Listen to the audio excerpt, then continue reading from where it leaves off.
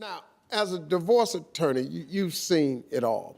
What's the number one thing that your clients say would have kept their relationship together? You know, the most common thing people say is that they wish they'd been honest with themselves and with their partner about what they needed in their head and what they needed in their heart. You know, they weren't honest with themselves, and then they couldn't be honest with the other person, and they couldn't share it with the other person.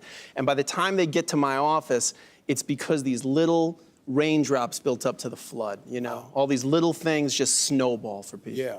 Well, we've got some people in our audience here today with some relationship questions. Where is Adelia? Adelia is married. What's your question? Hello. Hi. Hi, Adelia. So, I've been married for 8 years, and I love my family more than anything, but I feel like I'm constantly working. I work all day at my job. I get home, I have to go pick up my daughter from school, I take her to ballet, and I make them dinner, and I get them ready for school the next day, and by the end of the day, I'm extremely exhausted. My husband's a really good man, but sometimes I feel trapped and tired. Do you have any advice?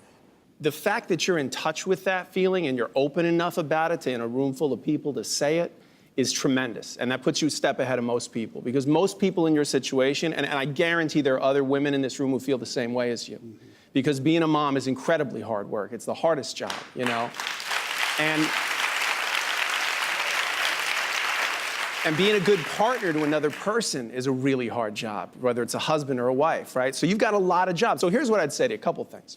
Take a cue from divorced people, okay? There's not a lot of good things about being divorced, but one of the things that's good about being divorced is divorced people have time with their children and they have time away from their children, okay?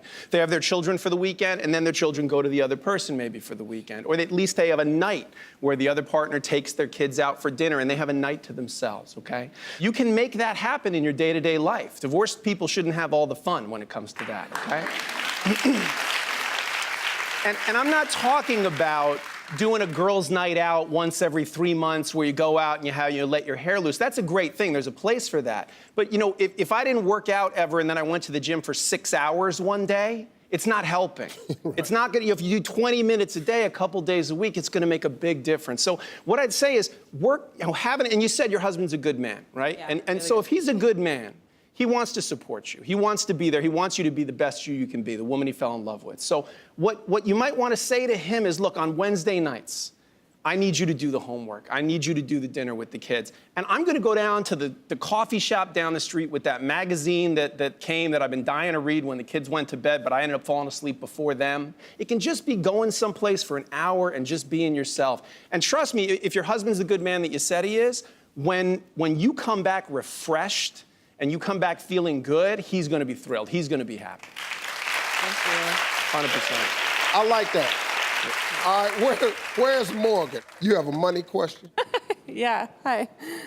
So my last boyfriend threw money around like crazy. He had a fancy car, he wore only designer clothes, he wined and dined me at all the fanciest restaurants, most expensive restaurants in town, and it was really fun for a while until I found out that he was deeply in debt and was living off of credit cards.